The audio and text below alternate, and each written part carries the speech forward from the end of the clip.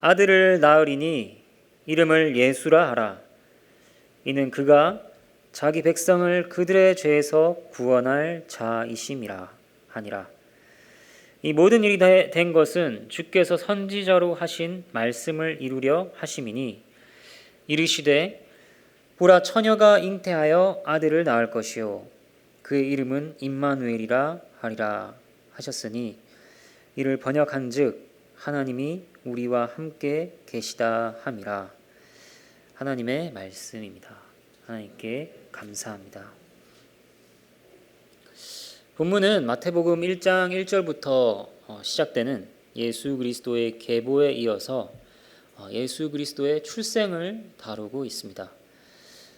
본문을 18절부터 한번 보도록 하겠습니다. 18절 말씀. 예수 그리스도의 나심은 이러하니라. 누가복음에서도 예수 그리스도의 나심에 대한 이야기가 나옵니다. 그것은 어머니 마리아와 관련하여서 알려줍니다. 그런데 여기 마태복음에서는 예수 그리스도의 나심을 그의 아버지 요셉의 시선으로 보여주고 있습니다. 예수 그리스도의 나심, 이것이 오늘 본문의 주제인데, 나심이라는 단어를 주의 깊게 보면 마태복음 1장 1절에 예수 그리스도의 계보라 할 때 계보와 같은 말입니다. 그리고 창세기 2장 4절을 가보면 이것이 천지가 창조될 때에 하늘과 땅의 내력이니 할 때 내력에 해당하는 말과 같은 말입니다. 그러니까 마태복음은 일부러 천지 창조의 내력, 세상의 기원과 예수 그리스도의 나심을 연결하고 있습니다. 그래서 예수 그리스도로 인해 새로운 계보, 새로운 세계가 열리고 있음을 보여주고 있는 것이죠. 이어서 한번 보겠습니다. 18절 말씀. 그의 어머니 마리아가 요셉과 약혼하고 동거하기 전에, 이 말을 이해하기 위해서는 당시 유대의 결혼 문화에 대해 살필 필요가 있습니다. 일반적으로 1세기 당시 소녀들은 12살 전에 약혼을 했다고 합니다. 당시의 관습은 당사자들 간의 약혼을 정하는 것이 아니라 부모가 그 상대를 정해 주었습니다. 상대가 정해지면 남자는 여자의 집을 찾아가서 부모에게 상당한 돈을 지불합니다. 몸값이라기보다는 감사의 표시라 할 수 있겠죠. 그리고 남자가 여자에게 포도주를 한 잔 따라줍니다. 당신을 나의 아내로 맡고 싶습니다. 당신을 위해 나의 생명을 바칠 것을 다짐합니다. 포도주를 따라주며 이렇게 말하면 이것을 여자가 마시면 결혼을 승낙한 것이 되는 것입니다. 그리고 남편은 약속을 합니다. 어떤 약속이냐면 집과 살림, 가정생활을 꾸려나갈 준비를 마치고 난 다음에 만반의 준비를 갖춘 후에 데리러 오겠소. 이렇게 약속하는 것이죠. 그러나 정확히 언제 데리러 올 것이다 하는 것은 알 수가 없습니다. 그리고 이후에 선물을 줍니다. 결혼 승낙에 대한 감사, 그리고 떨어져 지내는 동안 자신을 기억해 달라 하는 의미의 선물일 것입니다. 그리고 떠나죠. 이 기간에 남자와 여자는 거의 만나지 않습니다. 각자의 집에서 신랑은 신부를 맞을 준비를 하고 신부도 기다리며 신랑을 맞을 준비를 합니다. 그렇게 준비가 끝나면 비로소 신부를 데려오는 것이죠. 마리아는 지금 자신의 집에서 요셉을 기다리고 있는 상황입니다. 이 가정에서 알 수 있듯이 이 약혼 사이라고 하는 것이 우리 시대의 것과 매우 다릅니다.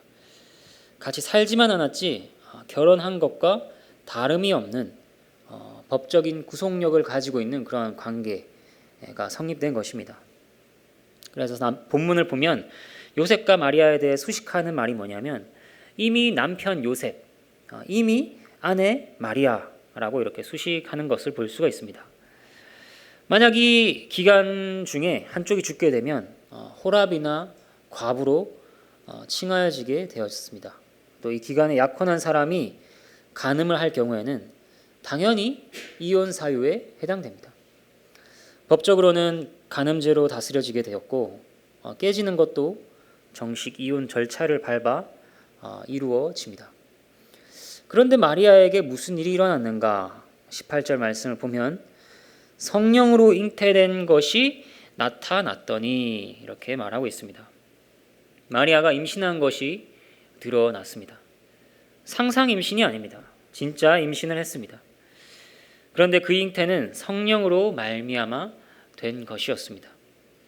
남자를 전혀 알지도 못하고 가까이 하지도 않은 처녀가 그 처녀가 한 번도 듣지도 보지도 못한 방식으로 아이를 가지게 된 것입니다. 이에 대한 남편 요셉의 반응은 무엇인가? 19절 말씀. 그의 남편 요셉은 의로운 사람이라 그를 드러내지 아니하고 가만히 끊고자 하여. 이 구절은 본문에서 참으로 다양한 해석을 가져오는 부분이라고 할 수 있습니다. 무엇 때문에 다양한 해석을 가져오냐면 요셉이 의로운 사람이라고 하는데 그 의가 무엇이냐 하는 것을 놓고 해석이 갈리는 것입니다. 간단하게 세 가지를 소개해 드리겠습니다.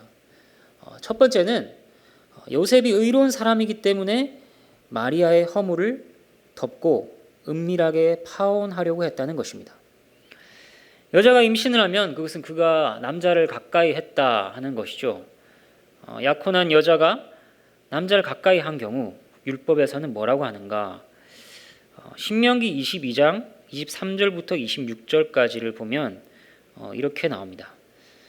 처녀인 여자가 남자와 약혼한 후에 어떤 남자가 그를 성읍 중에서 만나 동침하면 너희는 그들을 둘 다 성읍 문으로 끌어내고 그들을 돌로 쳐 죽일 것이니 그 처녀는 성 안에 있으면서도 소리 지르지 아니하였으며 그 남자는 그 이웃의 아내를 욕보였음이라. 너는 이같이 하여 너희 가운데서 악을 제할지니라. 만일 남자가 어떤 약혼한 처녀를 들에서 만나서 강간하였으면 그 강간한 남자만 죽일 것이요 처녀에게는 아무것도 행하지 말 것은 처녀에게는 죽일 죄가 없음이라. 율법에서는 뭐라고 얘기를 하는가? 그 여자에게 무슨 일이 일어난 것인지를 알아보고 돌로 쳐 죽일 것인지 살릴 것인지를 결정하라고 합니다. 자의에 의한 것이면 처형이요 타의에 의한 강제된 것이면 처벌하지 않는 것입니다. 하지만 어찌됐든 그녀가 이 과정을 겪는 동안 수치와 공경에 빠지게 될 것은 뻔한 일인 것이죠. 그래서 의로운 요셉은 여인을 살리기 위해 또 공경에 빠뜨리지 않게 하기 위해 드러내지 않으려 했다고 보는 것입니다. 이때 요셉의 의는 단지 옳고 그른 일을 합당하게 처리하는 것을 넘어서는 의입니다. 상대를 긍휼히 여기는 데까지 나아가는 의입니다. 허물을 덮는 의라는 것이죠. 그래서 어떤 분들은 복음에 하나님의 의가 나타났다 할 때 이 하나님의 의의 성격이 바로 요셉의 의와 같은 것이라 해석하는 경우도 있습니다. 두 번째는 요셉의 의를 성령의 역사에 있는 거룩함을 훼손하지 않으려는 자세로 보는 경우입니다. 간단하게 말하자면 이런 것입니다. 요셉은 마리아가 잉태된 것이 성령으로 된 것임을 알았다. 그 일이 너무 거룩하고 두려운 일이었기 때문에 그래서 의로운 요셉은 감히 그 여인을 취할 수 없었고 자신이 감히 성령으로 잉태된 자의 아버지 역할을 감당할 수 없었다.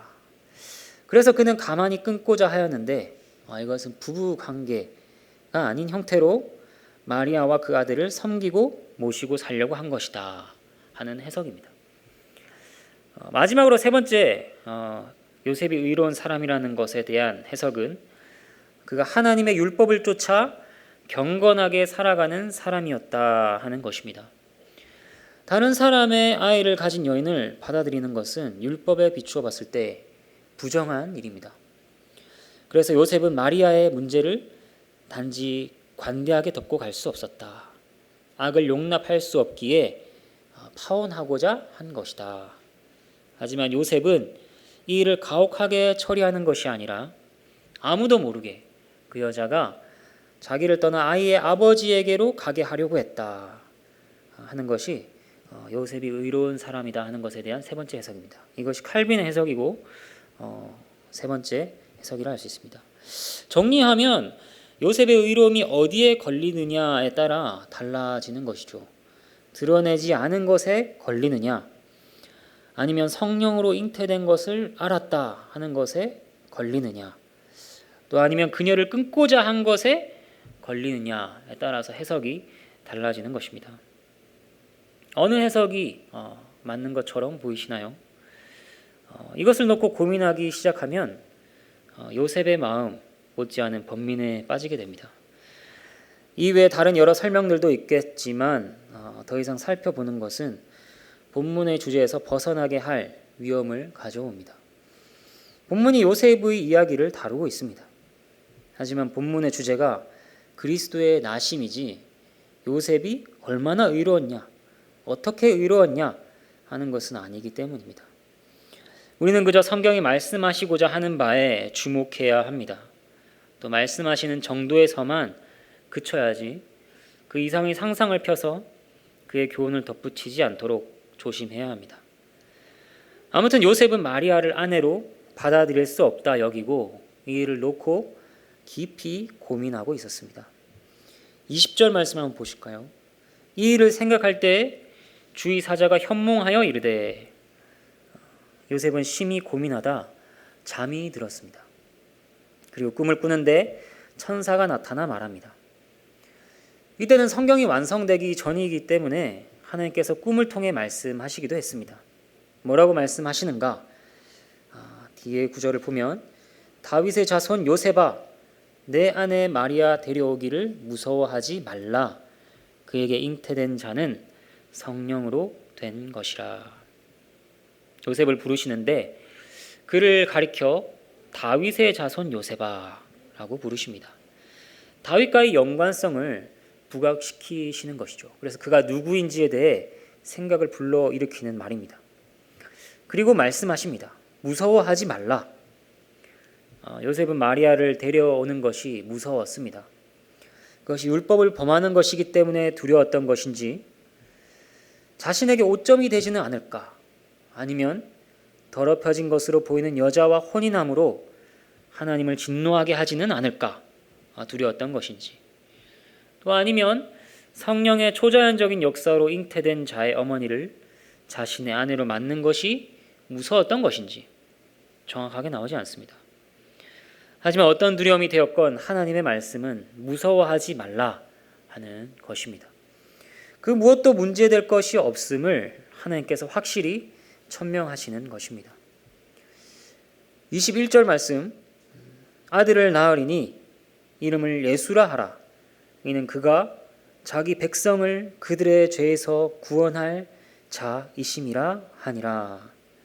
천사는 아기의 성별과 앞으로 지을 이름, 또 그가 어떤 일을 하실 것인지에 대해 알려줍니다. 예수라는 이름은 히브리어인 여호수아를 헬라어로 바꾼 것이죠. 그리고 그 이름의 뜻은 여호와는 구원이시다, 여호와가 구원하신다 입니다. 구약에는 두 명의 유명한 여호수아가 있습니다. 우리가 잘 아는 약속의 땅으로 인도하였던 여호수아가 있습니다. 그리고 다른 한 명은 구약 역사의 후반부에서 바벨론에서 포로 귀환할 때 대제사장이었던 여호수아가 있습니다.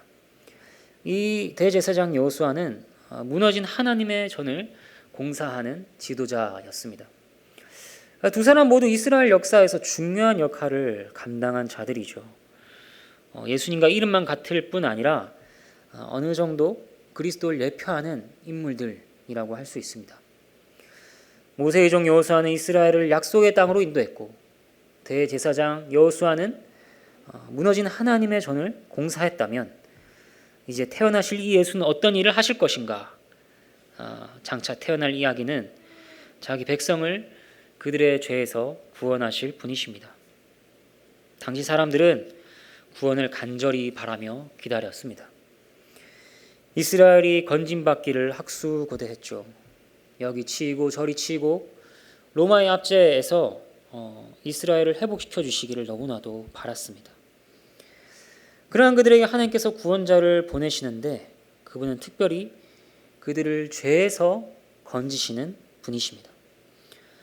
백성들은 다른 나라로부터 건짐을 받고 자신들이 강대해지고 막강해지기를 바랬지만 하나님께서는 그것들보다도 그들의 죄가 문제라고 말씀하십니다.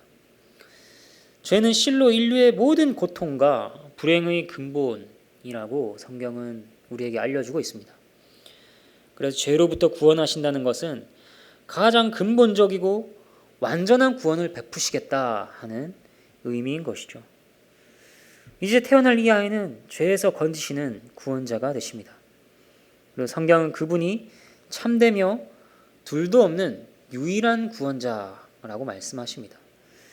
사도행전 4장 12절 말씀, 다른 이로서는 구원을 받을 수 없나니 천하 사람 중에 구원을 받을 만한 다른 이름을 우리에게 주신 일이 없음이라 하였더라. 아멘입니다. 22절 말씀 보시면 이 모든 일이 된 것은 주께서 선지자로 하신 말씀을 이루려 하심이니 이르시되, 마리아가 성령으로 잉태된 일, 예수께서 자기 백성을 죄에서 구원하시는 일, 이 모든 일은 이때 갑자기 뜬금없이 벌어지는 일이 아닙니다. 하나님께서 구약에서 미리 선지자를 통하여 말씀하셨던 바이고 이것이 성취되는 것이라는 것입니다. 이 말씀이 무엇인가? 23절에서 우리에게 알려줍니다. 보라, 처녀가 잉태하여 아들을 낳을 것이요 그의 이름은 임마누엘이라 하리라 하셨으니 이를 번역한즉 하나님이 우리와 함께 계시다 함이라. 이 말씀은 이사야 7장 14절에 있는 내용입니다. 이스라엘 남왕국 유다의 아하스 왕 때 주어진 말씀입니다. 그는 우상을 숭배하는 악한 왕이었죠. 그 배경을 살피면 간단하게 살피면 이렇습니다. 당시 북이스라엘 왕과 아람 왕이 동맹을 맺어서 남유다를 침공한 상황이었습니다. 남유다는 그야말로 바람 앞의 등불 같은 상황이었죠. 그때 하나님께서 유다의 아하스 왕에게 이사야를 보내십니다. 그래서 그에게 두려워하지 말라, 망하지 않을 테니 징조를 구하라, 이렇게 말씀하십니다. 하지만 아하스는 징조를 구하지 않겠습니다. 여호와를 시험하지 않겠습니다. 이렇게 대답합니다. 이 대답은 겉으로 보기에는 굉장히 신앙적인 대답 같습니다. 하지만 그의 마음속에는 하나님을 의지하고 신뢰하는 마음이 없었습니다. 그래서 징조가 따로 필요하지 않았던 것이죠. 대신 그의 마음에는 이미 아수르를 의지하겠다 하는 마음으로 가득했습니다. 이에 대해 하신 말씀이 이것입니다. 이사야 7장 14절 말씀, 주께서 친히 징조를 너희에게 주실 것이라. 보라, 처녀가 잉태하여 아들을 낳을 것이요 그의 이름을 임마누엘이라 하리라. 이게 무슨 뜻일까요? 이것은 하나님의 구원을 무시하고 우상을 쫓는 그들의 불신앙에도 불구하고 하나님의 뜻은 변하지 않는다 하는 것입니다. 너희의 죄악에도 불구하고 너희와 함께 할 것이라 하는 약속인 것이죠. 그리고 천사를 통해 요셉에게 알려지고 있는 바가 무엇입니까? 그리스도의 나심이 바로 이 약속의 성취이며 보증이다 라는 것입니다. 하나님께서 우리와 함께 계시다. 이것이 예수 그리스도께서 자기 백성을 그들의 죄에서 구원한 일로 이루어진다는 것입니다. 또 그가 바로 자기 백성과 함께 하시는 하나님, 그분이시라는 것입니다. 예수라는 이름을 통하여 그분의 사역이 알려졌다면 임마누엘을 통하여서는 그분의 정체가 하나님이신 것이 드러나는 것이죠. 24절과 25절 말씀을 보도록 하겠습니다. 요셉이 잠에서 깨어 일어나 주의 사자의 분부대로 행하여 그의 아내를 데려왔으나 아들을 낳기까지 동침하지 아니하더니 다음에 이름을 예수라 하니라. 초자연적인 마리아의 잉태를 받아들일 수 없었던 요셉이었습니다. 그런데 천사를 통하여 주신 하나님의 말씀을 듣고 이제 그는 순종합니다. 아내를 데려옵니다. 그리고 아들을 낳기까지 동침하지 않습니다. 그는 이제 확실히 이 일이 하나님의 역사인 것을 알고 믿습니다. 그래서 그 어떤 해로움도 어머니와 아기에게 가해지는 일이 없도록 보호합니다. 요셉은 이후에도 예수님께서 동정녀에게서 성령으로 잉태된 자라는 것을 공공연하게 말하고 다니지 않은 것 같습니다. 복음서를 보면 사람들이 예수님에 대해 이렇게 말합니다. 이는 그 목수의 아들이 아니냐? 이 사람이 요셉의 아들이 아니냐? 우리가 그 부모를 아는데 어찌 하늘에서 내려왔다 하는가? 이렇게 말하는 장면들이 있기 때문입니다. 그들은 예수님의 출생의 비밀을 전혀 알지 못했습니다. 이건 역시 요셉이 그 어머니와 아들에게 가해질 위험들이나 어려움들을 고려하여서 시시한 결과로 보입니다. 그리고 마지막으로 그는 말씀에 순종하여 그 아들의 이름을 예수라 합니다. 교훈과 적용을 살펴보도록 하겠습니다. 본문은 요셉의 이야기를 통하여 예수 그리스도의 나심을 알려주고 있습니다. 본문의 주요 등장인물은 요셉이죠. 하지만 우리는 그 이야기를 통해 예수 그리스도가 누구이신지를 봐야 합니다. 그러지 않고 우리가 요셉이 누구인가, 요셉이 어떻게 행동했는가, 그것에 주목한다면 그것은 마치 박물관에서 레오나르도 다빈치의 작품 앞에서 작품을 설명해주는 안내인의 시계만 보며 감탄하는 모습과 다를 바 없는 것입니다. 그렇다면 본문을 통하여 우리에게 드러내시는 예수 그리스도께서는 어떤 분이신가 정리해 보도록 하겠습니다. 먼저 그분은 성령으로 잉태되신 분입니다. 이것이 알려주는 바가 무엇일까요? 누가복음 1장을 한번 찾아보도록 하겠습니다. 누가복음 1장 35절 말씀입니다.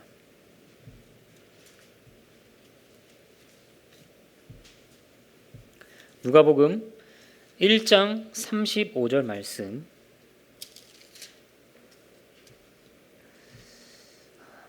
제가 읽도록 하겠습니다.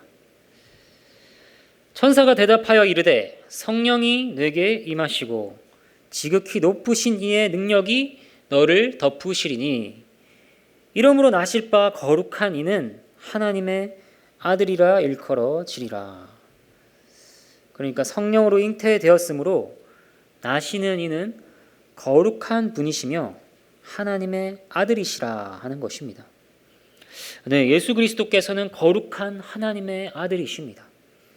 일반적인 방법으로 태어나는 모든 사람은 아담을 머리로 하는 족보의 자녀들입니다. 그래서 누구든지 머리이며 대표인 아담의 죄인인 신분, 죄책과 부패를 물려받게 됩니다. 하지만 이분은 성령으로 나셨기 때문에, 그리고 하나님의 아들의 차원에서 죄가 없으신 거룩하신 분이라는 것입니다. 그렇기 때문에 그분은 처음 나실 때부터 순결함과 온전한 거룩함으로 우리의 죄를 가려주시는 중보자가 되실 수 있습니다. 두 번째로 그분은 의로운 요셉과 경건한 마리아에게 주어진 아들이십니다. 요셉과 마리아의 인물됨을 보면 둘은 모두 하나님을 경외하며 하나님의 말씀에 순종하는 자들이었습니다. 불경건한 부모에게 태어나시게 한 것이 아니라 왜 이들에게 태어나시게 하셨을까? 이것을 생각하면 그 아들은 의에 줄이고 목마른 자들에게 주시는 하나님의 선물이다 하는 생각을 하게 됩니다. 오랫동안 구원의 약속을 바라며 기다리고 그의 말씀을 신실하게 붙드는 교회의 신자들에게 예수 그리스도께서는 위로로 주어지십니다. 세 번째, 그분은 자기 백성을 죄에서 구원하시는 분이십니다. 예수 그리스도께서는 의에 줄이고 목마른 자들의 위로이신 동시에 자신에게 속한 죄인들을 위해 오신 분이십니다. 창세전에 택하신 자기 백성에게는 하나님께서 함께 하시기에 치명적인 결함이 있습니다. 그것은 바로 죄이죠. 그 죄인들과 함께 하실 때 하나님께서 취하실 방법은 단 하나밖에 없습니다. 바로 심판입니다. 그러나 예수 그리스도께서는 그러한 죄와 심판에서 그들을 구원하시는 유일한 구원자로 우리에게 오셨습니다. 네 번째, 예수 그리스도께서는 구약의 성취자로 오셨습니다. 이에 대해서 예수님의 제자 빌립이 아주 잘 증언하였습니다. 요한복음 1장 45절 말씀, 빌립이 나다나엘을 찾아 이렇게 말합니다. 모세가 율법에 기록하였고 여러 선지자가 기록한 그 일을 우리가 만났으니 요셉의 아들 나사렛 예수니라. 이것은 예수님 스스로도 말씀하신 바이죠. 누가복음 24장 44절 말씀, 모세의 율법과 선지자의 글과 시편에 나를 기록된 모든 것이 이루어져야 하리라. 그분은 구약의 성취를 위해 우리에게 오신 분이십니다. 다섯 번째, 예수 그리스도께서는 임마누엘, 우리와 함께 하시는 하나님이십니다. 그분께서 하나님이신 것은 서서히 드러난 것이 아니라 나실 때부터 밝히 드러난 진리입니다. 그분께서는 갈등과 심판으로 함께 하시는 것이 아니라 죄에서 건지셔서 평강과 은혜와 진리로 함께 하시는 하나님이 되십니다. 마지막으로 예수 그리스도께서는 요셉과 상관이 없으나 요셉의 아들이 되신 분입니다. 이것이 알려주는 바가 무엇일까요? 첫 번째 질문입니다. 왜 예수 그리스도께서는 요셉과 마리아가 동거하고 난 뒤에 성령으로 잉태되지 않고 동거하기 전에 잉태되었을까요? 그렇다면 좀 더 문제가 수월하지는 않았을까요? 이것은 예수 그리스도께서 참으로 요셉과는 상관없이 성령으로 잉태되었다 하는 것을 확실하게 해주는 것입니다. 그리고 또 다른 질문입니다. 왜 요셉이 굳이 마리아를 데려와야 했는가 하는 것입니다. 마리아가 혼자나 예수 그리스도를 키웠다면 물론 힘이 들었겠지만 그렇게 하면 안 되었을까요? 꼭 요셉의 아들이 되어야 했을까요? 이것의 대답은 요셉이 다윗의 자손이다 하는 것에서 찾을 수 있습니다. 하나님께서는 다윗 왕에게 영원한 왕권을 약속하셨습니다. 그런데 이 영원한 왕권이 다윗의 자손 요셉의 아들 예수 그리스도께 있다 하는 것을 보여주기 위해서인 것입니다. 그러니까 정리를 하자면 요셉과 상관없으나 요셉의 아들이 되셨다 하는 것은 그분이 참으로 성령으로 잉태되신 분이시며 영원한 왕권을 지니신 다윗의 자손 메시아이신 것을 알려주는 내용입니다. 우리는 지금까지 본문을 통하여 예수 그리스도께서 어떤 분이신지 하는 것을 살펴보았습니다. 이제 적용을 살펴보겠습니다. 적용을 위하여 우리는 스스로에게 질문할 수 있습니다. 나는 예수 그리스도를 참으로 거룩한 하나님의 아들이라 고백하는가? 그분을 나의 중보자로 믿고 있는가? 의에 줄이고 목마른 자에게 정말 그분이 의가 되시고 위로가 되시는가? 예수 그리스도께서 참으로 나를 죄에서 건지셨음을 믿고 감사하는가? 오늘도 나를 죄에서 건지시는 분으로 바라보고 그분의 도움을 구하는가? 그가 마지막까지 나를 죄에서 건지실 것을 소망하는가? 신구약이 온통 집중하여 증언하고 있는 이 분을 보면서 나는 빌립과 같은 마음으로 흥분하고 알리고 싶어 하는가? 또 예수 그리스도께 있는 신성의 광채가 나와 항상 함께 있다는 것을 기억하는가? 그분과 함께함을 정말 갈망하는가? 그것이면 되는가? 또 그분의 왕되심 앞에 나는 무릎을 꿇고 환영하며 순종하고 있는가? 마지막으로 이 모든 내용을 살피는 동안 나의 마음은 예수 그리스도를 경배하고자 하는 마음으로 준비되었는가? 여러분은 어떠신지요? 성탄절을 앞두고 있습니다. 세상 모든 사람들이 어느 정도의 들뜬 마음을 가지고 저마다의 준비를 하고 있습니다. 하지만 대부분의 준비는 다빈치 작품 앞에서 손목시계 감상하는 시기입니다. 이러한 때 그리스도를 따르는 우리 그리스도인들은 더욱 마음을 모아 겸허하게 그분을 묵상하고 그분을 기뻐하고 경배하는 일에 온 힘과 정성과 마음을 다해야 할 것입니다. 함께 찬양하겠습니다.